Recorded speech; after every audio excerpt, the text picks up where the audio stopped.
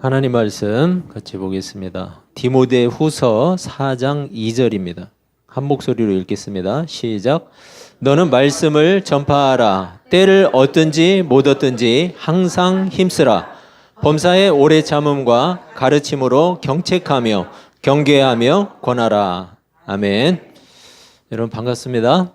네, 인사 한번 같이 하시죠. 예, 반갑습니다. 네. 여러분 2019년 벌써 한 달이 다 지나가고 있죠. 예, 굉장히 빨리 가는데 우리는 제가 앞에 걸어두었지만 지금 올 한 해 잘했다 칭찬받는 교회가 되자. 이렇게 되어보기 위해서 어떤 신앙생활을 하면 좋을지에 대해서 살펴보고 있는데 첫 시간에는 기도하는 교회가 되었으면 좋겠다. 그렇게 말씀을 드렸죠. 여러분 기도는 살아계신 하나님을 인정하는 가장 확실한 믿음의 증거라고 그랬죠. 네. 하나님이 살아계시기 때문에 내 앞에 계시기 때문에 그분께 기도하는 거예요.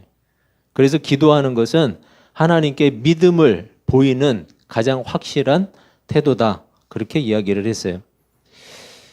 제가 본래 제 이야기는 잘 제가 하기를 저도 싫어하는데 용서하시고 들어주세요. 우리 성도 중에 한 분이 저한테 이렇게 물어보시더라고요. 목사님 혹시 새벽 기도를 저녁으로 옮기신 이유가 목사님이 새벽에 일을 하기 때문인가요? 이렇게 물어보더라고요. 그래서 제가 잘 대답을 해드렸어요. 제가 일하는 시간은 새벽이 아니라 오전이에요. 그리고 새벽 기도하고는 아무 관계가 없어요. 날이 밝아야 할 수 있는 일이라 7시 반 정도 시작을 해요. 그리고 한 2시간에서 3시간 그 정도만 해요. 일을. 교회 사역에 영향을 주지 않기 위해서 최소화시켜서 제가 일을 잡았어요.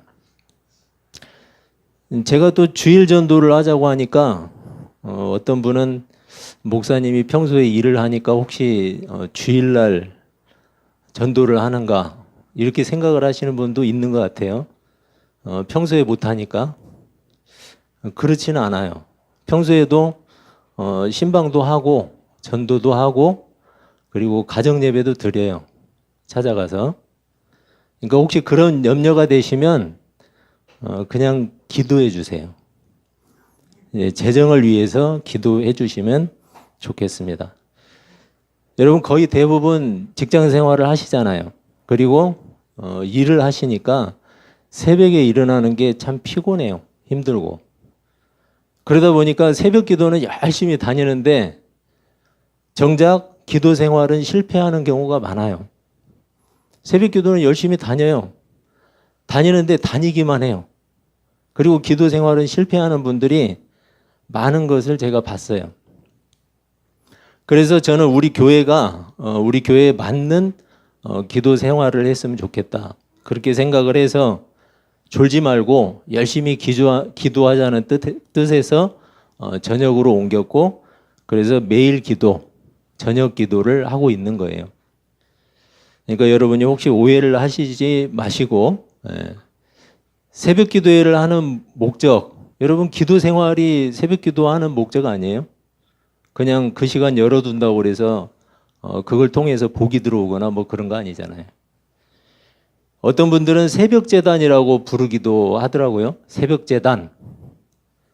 구약식 표현인지는 몰라도 제가 이것을 무조건 틀렸다고 말하면 또 안 되겠죠.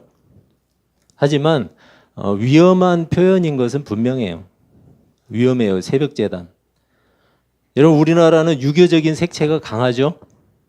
그리고 불교적인 색채도 강한 나라예요. 그러다 보니까 자칫 새벽재단이라는 이 표현이 지성이면 감천이다. 이렇게 오해받을 수 있어요. 내가 열심히 새벽 기도만 왔다 갔다 가서 뭐 재단을 쌓듯이 탑을 쌓듯이 불공을 들이듯이 뭔가 비나이다 정성을 들이면 뭔가 될 것으로 이렇게 생각하는 경향이 그 새벽재단이라는 말 속에 들어가 있다는 거예요. 여러분 기독교의 기도는 그런 게 아니죠. 하나님과의 인격적인 관계예요. 인격적인 교제예요. 긍정적인 주문이나 부적이 아니라는 얘기죠. 그리고 여러분 자신을 긍정 마인드로 바꾸는 자기 최면도 아니에요. 기도는. 자신의 선포나 선언, 자신이 선포하고 선언한다고 해서 뭔가 바뀌어요? 그랬으면 좋겠는데 여러분 자기 자신을 한번 보면 알죠. 자기가 아무리 선포하고 선언해도 자기는 잘 안 바뀌어요. 여러분 사람이 바뀔 수 있는 힘이 있는데 그것은 하나님의 말씀 외에는 없어요. 하나님의 말씀 외에는 사람을 바꾸어 놓을 게 이 세상에 존재하지 않아요. 일시적인 마음의 수련, 아니면 도전정신, 긍정의 힘. 여러분 우리가 하려는 기도는 이런 것들이 아니에요. 긍정적으로 생각한다고 뭐가 된다, 아니면은 으쌰으쌰 하자 한다고 해서 뭔가 된다. 여러분 그거는 그냥 내 스스로 뭔가 일을 할 때 힘을 불어넣는 것이지 기도는 그런 게 아니라는 거예요. 마음의 수련도 아니에요. 여러분 그러려면은 하나님의 말씀을 잠잠히 듣고 거기에 순종하려는 태도를 가져야 돼요.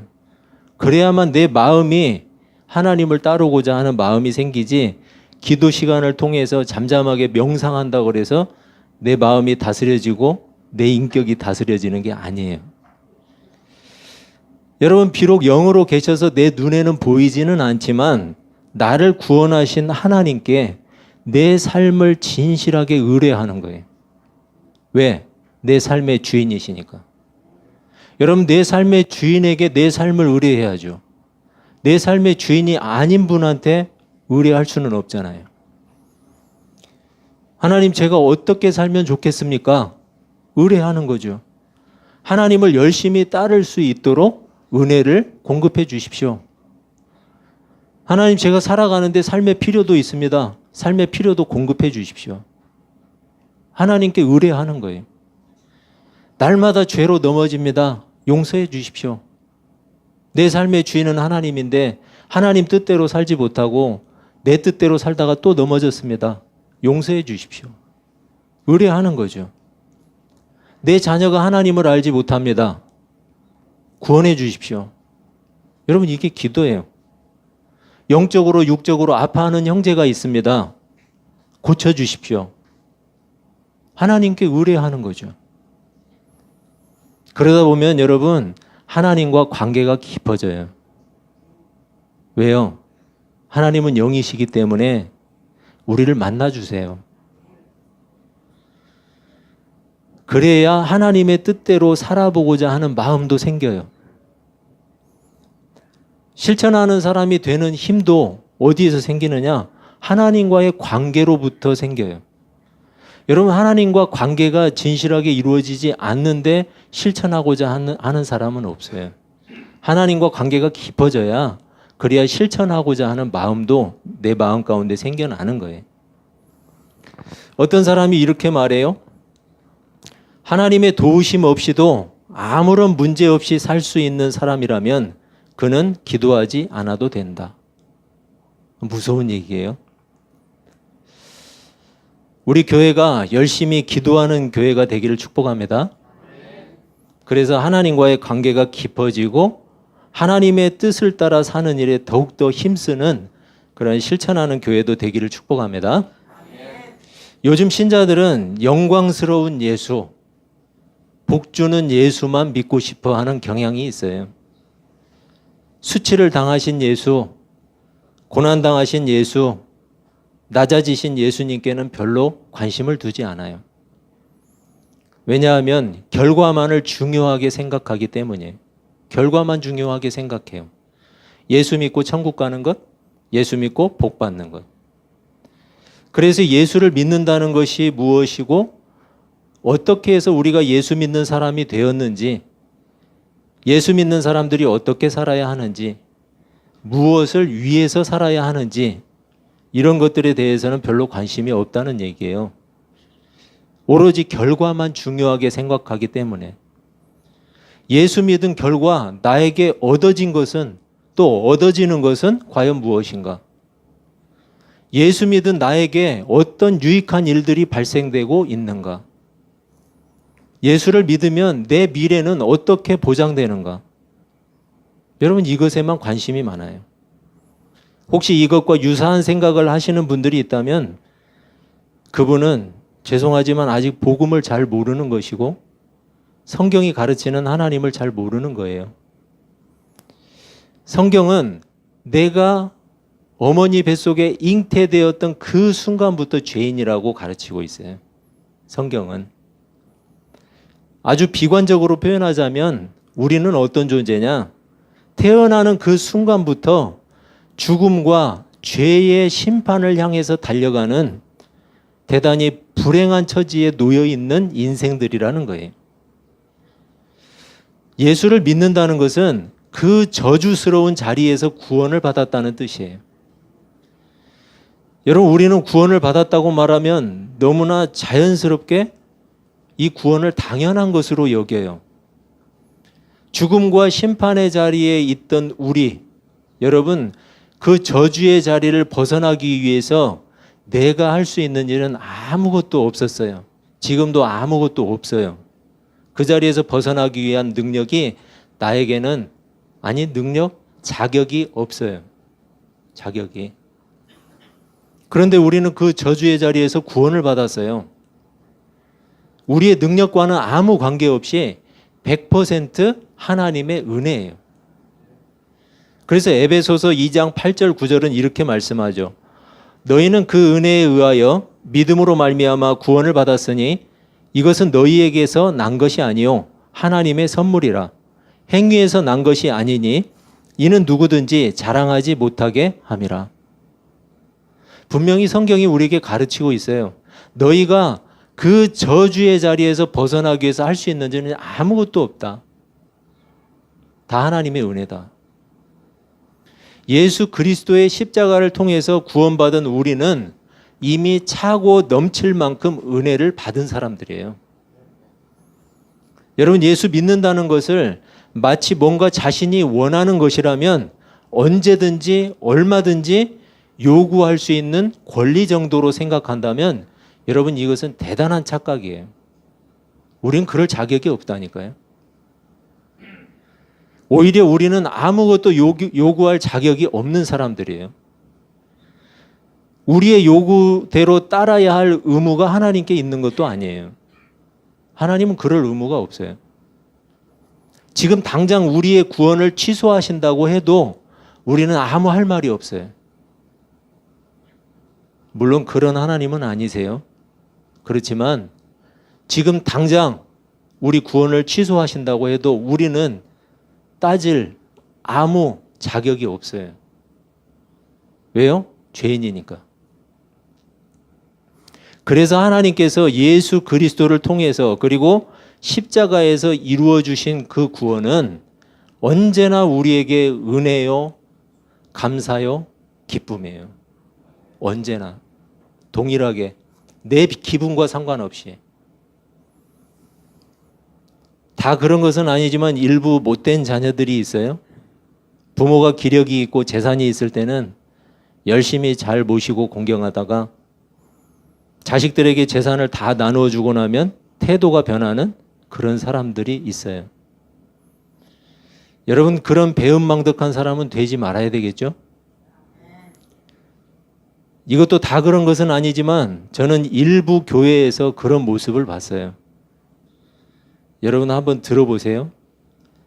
심은 대로 거두는 것입니다. 여러분, 주님을 위해서 물질을 사용하면 하나님이 100배로 갚아주십니다. 이러면 어때요? 신기하게 반응을 해요. 반응하죠. 그런데 여러분, 예수 믿는 목적은, 그리고 헌금하는 목적은 부자가 되기 위한 것이 아닙니다. 라고 설교를 하면 신기하게 그 설교에도 반응을 해요. 다른 부분들 보면 거의 대부분 같아요. 비슷한 결과를 보여요. 성경적인 근거도 없이 약간 과도하게 설교를 하면 그 설교에는 상당히 효과적인 움직임들이 있어요. 그런데 성경을 바르게 가르쳐 보겠다는 마음에 정직하게 가르치면 사람들은 이상하게도 더 이상 헌신을 하지 않아요. 왜 그런가 생각해 봤어요. 바로 보상심리가 작용하기 때문이에요. 보상심리. 하나님을 위해서 헌신하면 적어도 2배 이상은 갚아줘야지. 이런 보상심리. 저는 사람들이 참 어리석다고 생각을 해요. 성경을 왜곡해서라도 보상을 강조하는 교회에는 충성을 해요. 그런데 보상을 강조하지 않는 교회에는 헌신하지 않아요. 여러분, 비록 성경을 왜곡하는 교회지만 보상을 약속했으니까 헌신하기만 하면 하나님이 반드시 갚아줘야죠? 아니잖아요. 정직한 교회지만 목사가 보상을 약속하지 않았으니까 헌신해봤자 아무 소용이 없죠? 그러니까 어리석은 거예요. 여러분, 뭐가 바른 거예요?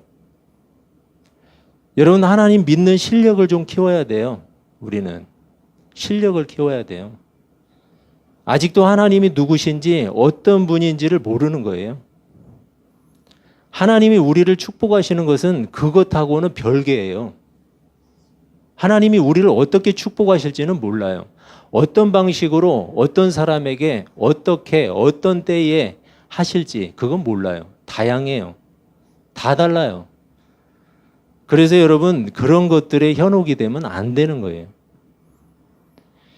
로마서 8장 32절은 이렇게 말씀해요. 자기 아들을 아끼지 아니하시고 우리 모든 사람을 위하여 내주신 이가 어찌 그 아들과 함께 모든 것을 우리에게 주시지 아니하시겠느냐. 여러분, 자기 아들을 주신 분이 우리에게 뭘 아까워하시겠냐 이거예요. 아직은 더 얻어낼 재산이 있는 부모에게는 잘하다가 더는 상속할 재산이 없다고 생각하면 외면하고 배신해버리는 못된 자식들. 하나님께 뭔가 얻어낼 것이 많다고 가르치면 열심히 헌신하고 우리에게 이미 다 주셨기 때문에 그 은혜에 감사하는 것이라고 자녀답게 신자답게 살자고 마땅히 그렇게 살아야 된다고 가르치면 굳이 헌신할 필요를 느끼지 못하고. 여러분, 좀 비슷하지 않아요? 성경은 코에 걸면 코걸이라고 하고 귀에 걸면 귀걸이라고 하는 목사가 있어요. 그런 사람은 나중에 하나님 앞에 혼날 거예요. 누가 그렇게 이야기해요? 성경 해석은 하나밖에 없어요, 여러분. 성경은 이렇게도 해석되고 저렇게도 해석되는 게 아니에요. 성경은 하나밖에 이야기하지 않아요. 물론 적용하는 것에 있어서 약간 다른 부분들이 있을 수는 있죠. 그렇지만 본래 의도는 하나밖에 없는 거예요. 그렇게 여러분 왜곡하면 안 돼요. 성도들의 헌신을 이끌어내기 위해서 성경 말씀을 적절하게 자기가 개인적인 용도로 사용하는 게 목회 기술이에요. 여러분, 그런 목회면 안 해야 돼요.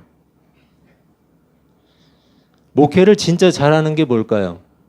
여러분, 하나님이 원하시는 일 하는 게 진짜 목회 잘하는 거 아니에요? 하나님이 원하시는 일을 해야 돼요. 성경 하나님의 말씀인데 하나님의 말씀을 바르게 전해야죠. 맡겨주신 무리가 몇 명이든지 진짜 성도 되게 해야죠. 가짜 성도 많이 만들어서 뭐 할 거예요? 이 땅에서 부귀영화 누리려고? 그러려면 뭐하러 목회해요? 가서 사업을 하지. 그죠? 여러분, 잘 생각해 보세요. 헌신을 위한 가르침이 있어요? 하나는 보상 심리를 자극하는 설교예요. 또 하나는 신자다운 삶, 자녀다운 삶을 강조하는 설교예요. 여러분, 앞서 말한 것은 성경을 과도하게 적용한 내용이고 뒤에 말한 것은 성경의 가르침이에요. 여러분은 어디에 반응을 하시겠어요? 그리고 어디에 더 투자하시겠어요? 여러분이 정말 성도라면. 여러분은 보상을 바라고 잘하는 자녀가 있어요? 그리고 길러주신 은혜를 생각하면서 마땅히 자식다운 자식의 도리를 다하는 자녀가 있어요? 여러분, 누가 더 좋으세요? 물어보나 마나죠? 하나님께서 잘했다 칭찬하시는 교회는 어떤 교회일까요? 이 땅에 교회를 세우신 하나님의 뜻을 정확하게 아는 교회. 교회를 왜 세웠는가를 정확하게 알아야죠. 그리고 그 하나님의 뜻대로 움직이는 교회. 여러분, 그게 하나님이 잘했다 칭찬하는 교회 아닐까요? 하나님께서 교회를 세우신 목적은 영혼을 구원하시는 거예요. 싸우고 다투라고 교회를 세운 게 아니에요. 예수 그리스도의 십자가, 그 복음을 통해서 영혼들을 부르시는 통로가 바로 교회라는 거예요. 그래서 우리는 전도하는 교회가 되어야 돼요. 복음 증거는 모든 교회의 사명이에요. 어떤 교회만 하는 게 아니에요. 어떤 목사만 하는 게 아니에요. 모든 교회의 사명이고 모든 성도의 사명이에요. 사도 바울은 디모데에게 이렇게 권면했어요. 너는 말씀을 전파하라. 때를 얻든지 못 얻든지 항상 힘쓰라. 여러분, 때를 얻든지 못 얻든지라는 이 말은 편할 때나 불편할 때나 그런 말이에요. 편할 때나 불편할 때나. 네가 편하다고 복음 전하고 불편하다고 안 전하냐? 즉, 복음을 전할 상황이 좋을 때나 좋지 않을 때나. 복음이 전할 상황이 좋으면 우리나라에서는 복음 증거하고 북한에서는 목숨이 위태로우니까 안 전해요. 여러분, 거기에도 많은 성도들이 있어요. 거기에 들어가는 선교사들도 있어요. 복음을 위한 사명을 잊지 말라고 디모데에게 가르치고 있어요. 사도 바울이. 네가 어떤 상황에 처하더라도 네 목숨이 위태로울 때도 복음을 증거하는 것이 너의 사명이다. 전도하자고 하면 누구나 부담스럽죠. 그리스도인이면서도 마음의 부담이 느껴지는 게 사실이에요. 지금처럼 기독교에 대한 반감이 드세면, 심하면 더 부담이 되죠. 사람들이 거부하고 거절하는 것에 대한 두려움이 있는 거예요. 여러분, 그런데 생각만큼 그렇지는 않아요. 생각만큼 그렇지 않더라고요. 대부분의 사람들은 크게 거부감 없이 받아들여요. 그 사람이 예수 믿든지 안 믿든지 그것은 하나님 소관이에요. 우리 소관이 아니에요. 우리는 증거하는 게 우리의 목적이에요. 우리가 그 사람을 끌어다가 그리스도인이 되게 할 수는 없어요. 그건 하나님이 하실 일이에요. 가끔 거부하는 분들도 있지만 여러분, 그거 우리가 친절하게 대하면 되는 거예요. 그거 하려고 그리스도인 된 거 아니에요? 그 중에는 하나님께서 예비하신 영혼들이 분명히 있어요. 누군가는 안 듣는 것 같지만 복음을 들어요. 누군가는 안 보는 것 같지만 그것을 통해서 하나님의 음성을 듣게 돼 있어요. 하나님은 우리가 통로가 되어주기를 기대하고 있어요. 우리가 통로. 우리 교회의 성도를 늘리는 게 제일의 목표가 아니에요. 물론 우리 성도들도 많아지면 더 좋죠. 그렇지만 무조건 우리 교회에 데리고 와야 되는 건 아니에요. 여러분, 우리는 복음을 증거하는 거지 우리 성도 늘리러 나가는 게 아니에요. 교회가 교회다운 일을 하는 본래 자리로 돌아가자는 뜻이에요. 그리고 신자가 신자다운 일로 세상을 섬기자는 거죠. 누군가는 우리의 친절이 위로가 될 수 있어요. 그리고 누군가는 하나님께로 돌아올 기회를 얻을 수도 있어요. 우리의 착한 행실이 무너진 교회의 신뢰를 회복할 수도 있어요.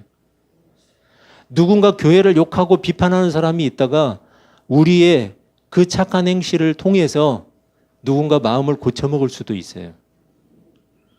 여러분, 그래서 이번 주에는 쓰레기를 주우려고 그래요. 제가 다 사놨어요. 집게도 사놓고. 그런데 딱 3명밖에 못해요. 그러니까 마감이 빨리 돼요. 네. 여러분, 기회를 못 얻을 수도 있어요. 교회가 교회다운 마땅한 일을 하고 신자가 신자다운 선한 삶을 살아간다면 하나님은 우리를 복음의 통로로 사용하실 거예요. 여러분, 그렇게 움직여주는 교회가 있어야 사용하시지 백날 무릎 꿇고 앉아가지고 하나님 우리를 사용해 주십시오 그리고 나가지 않아 봐요. 그러면 하나님이 어떻게 써요? 앉아있는데 야, 좀 나가거나 얘기해라.